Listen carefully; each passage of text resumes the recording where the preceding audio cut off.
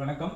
ரீசெண்டா ஒரு famous influencer term insurance எடுக்கிறதுக்கு முன்னாடி என்ன மாதிரியான அம்சங்கள் எல்லாம் பார்க்கணும் அப்படின்ற மாதிரி ஒரு வீடியோ வெளியிட்டிருந்தாரு.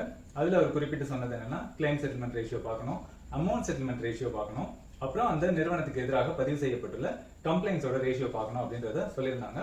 ஸோ இந்த கிளைம் செட்டில்மெண்ட்டோட அமௌண்ட் செட்டில்மெண்ட் முக்கியம் அப்படின்னு அவர் ஒரு விஷயத்துல குறிப்பிட்டிருந்தாரு. அது காரணம் என்னன்னு பார்த்தா, கிளைம் செட்டில்மெண்ட் அப்படின்றது ஒரு 100 கிளைம்ஸ் வருது, அதுல 98 கிளைம்ஸ் ப்ராசஸ் பண்ணிட்டு 2 கிளைமை ரிஜெக்ட் பண்ணாங்கன்னா 98% அப்படின்னு சொல்லி பதிவாயிடுது. ஸோ ஒரு கஸ்டமர் போயிட்டு இன்சூரன்ஸ் எடுக்கணும் அப்படின்னும் போது இந்த 98% பார்த்து இது நல்லா இருக்கு அப்படின்னு சொல்லி அவர் முடிவு பண்ணிடுவாரு. அதுக்கு அடுத்த கட்டமா அமௌண்ட் செட்டில்மெண்ட் ரேஷியோ போய் பார்த்தா தான் ஆக்சுவல் பேக்ரவுண்ட் தெரியும் அப்படின்ற மாதிரி அவர் குறிப்பிட்டிருந்தாரு. அந்த அமௌண்ட் செட்டில்மெண்ட்ல உள்ள பின்னணி என்ன அப்படின்னு பார்த்தா, இந்த 98 ப்ராசஸ் பண்ணியிருக்காங்கல்ல, அந்த இன்சூரன்ஸோட அமௌண்ட்னு பார்க்கும்போது மேபி ஒரு 10 லட்சமா இருக்கு. ரிஜெக்ட் பண்ற 2 வந்து 1 கோடி ரூபாயா இருக்கும்போது கம்பெனியோட பெர்ஸ்பெக்டிவ்ல செலவு அப்படின்றது பார்த்தா கம்மியாகவும் சேவ் பண்ண மணின்றது அதிகமாகவும் இருக்கும். ஆனாலுமே இந்த கிளைம் செட்டில்மெண்ட் ரேஷியோன்றது 98%ல இருந்துரும். ஸோ இந்த கிளைம் செட்டில்மெண்ட்டாக இருந்தாலும் அமௌண்ட் செட்டில்மெண்ட்டாக இருந்தாலும் மேலோட்டமா நம்ம நம்பர்ஸ் பார்க்கும்போது நம்ம மிஸ்கைட் ஆகிறதுக்கான பாசிபிலிட்டிஸ் உண்டு. நம்பர்ஸ் பார்க்கறத விட ஃபேக்ட்ஸ் பார்க்கறது இந்த இடத்துல முக்கியமாகுது. ஏன்னு பார்த்தா, ஒரு 100 கிளைம் வருது, அதுல 2 கிளைம் வந்து ஒரு உண்மையை மறைச்சு எடுக்கப்பட்ட இன்சூரன்ஸா இருக்கலாம், இல்லைன்னா ஒரு பொய் தகவலை சொல்லி எடுக்கப்பட்ட இன்சூரன்ஸா இருக்கலாம், இல்லைன்னா லேப்ஸ்ல உள்ள இன்சூரன்ஸா இருக்கலாம். இந்த மாதிரி ஏதேதோ காரணத்தினால இந்த கிளைம் வந்து ரிஜெக்ட் செய்யப்படும் பட்சத்தில் எதுக்காக ரிஜெக்ட் ஆச்சு அப்படின்றத நம்ம பார்க்காம மேலோட்டமா நம்பர்ஸ் மட்டும் பார்த்தோம்னா ரேஷியோ கம்மியா இருக்க இடத்துல இந்த இன்சூரன்ஸ் கம்பெனியும் சரி கிடையாது போல இருக்கு அப்படின்னு நம்ம கன்க்ளூட் ஆகிறதுக்கு வாய்ப்பு இருக்கு. இப்போ ஃபார் எக்ஸாம்பிளுக்கு சொல்லணும்னா, ரிலையன்ஸ் நிப்பானோட அமௌண்ட் செட்டில்மெண்ட் ரேஷியோ பார்த்தா ரஃப்லி ஒரு 93% காட்டுதுங்க. இந்த 93 பார்க்கும்போது இது ரொம்ப கம்மியா இருக்குது, மற்ற கம்பெனிஸோட கம்பேர் பண்ணும்போது இது நல்ல கம்பெனி இல்ல போல அப்படின்னு சொல்லி நம்ம நிராகரிக்கிறதுக்கான வாய்ப்பு இருக்குது. ரிலையன்ஸ் நிப்பான் இன்சூரன்ஸ் சார்பாக ரிஜெக்ட் செய்யப்பட்ட ஒரு கிளைமோட பேக்ரவுண்டை நம்ம இப்போ பார்க்கலாம்.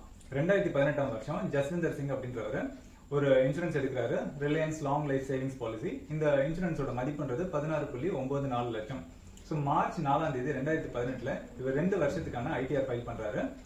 முதல் வருஷம் 2016 to 17 வந்து 2.65 லட்சமாகவும், 2017 18 வந்து 2.99 லட்சமாகவும் இவர் ஐடிஆர் ஃபைல் பண்ணி இந்த இன்சூரன்ஸ் எடுக்கிறாரு. இவர் இன்சூரன்ஸ் இஷ்யூ ஆகி கரெக்டா 4 மாசம் 11 நாள்ல இவர் இறந்துடுறாரு.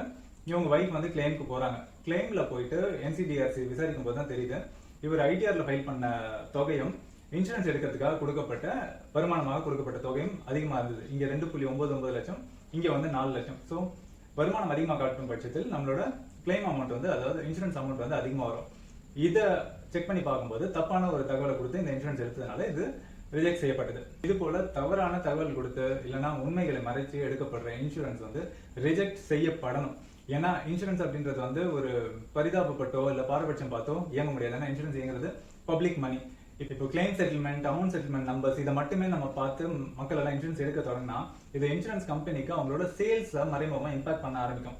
ஏன்னா இவங்களுக்கு ஒரு கட்டாயம் ஆயிடுது, ஏஎஸ்ஆர் சிஎஸ்ஆர் இதெல்லாம் நம்ம நல்லா வச்சுக்கணும் அப்படின்ற ஒரு கட்டாயம் ஆயிடுச்சுன்னா கிளைம் ப்ராசஸிங்ல ஒரு ஜென்யூனிட்டி மிஸ் பண்றதுக்கான பாசிபிலிட்டிஸ் இருக்கு. அதுல ஜென்யூனிட்டி ரொம்ப அவசியம், ஸ்ட்ரிக்டா இருக்கணும். காரணம் என்ன அப்படின்னு பார்த்தா, இன்சூரன்ஸ் இயக்குறதுல, அதாவது கம்பெனியோட சொந்த பணத்தை போட்டு இயக்குறதுல மக்களின் பணத்தை கொண்டு இயங்கும் பிசினஸ் இது. பேங்கா இருக்கட்டும், இன்சூரன்ஸா இருக்கும். அதனால மக்கள் பணத்தை கொண்டு இயங்கும் போது கம்பெனிஸ் ரொம்ப ரொம்ப ரெஸ்பான்சிபிளா இருக்க வேண்டியது அவசியம். அதுதான் கரெக்டான அணுகுமுறையாக இருக்கும். அதனால இன்சூரன்ஸ் எடுக்கணும் இல்ல டேர்ம் இன்சூரன்ஸ் எடுக்கணும் அப்படின்னும் போது நல்லா டீப் டைவ் பண்ணி எடுங்க. அது மட்டும் இல்லாம ரெக்கமெண்டட் என்னன்னா, ஒரு சர்டிஃபைட் இன்சூரன்ஸ் அட்வைசர் கிட்ட நீங்க பேசி நிறைய விவரங்களை எல்லாம் கேட்டுட்டு அதுக்கப்புறம் எடுத்தீங்கன்னா மிக ஒரு நல்ல முடிவு எடுக்கலாம் அப்படின்னு நாங்க நம்புறோம். ஸோ மீண்டும் ஒரு நல்ல பதிவில் நம்ம சந்திக்கும் வரை உங்களிடம் விடைபெறுகிறோம். நன்றி, வணக்கம்.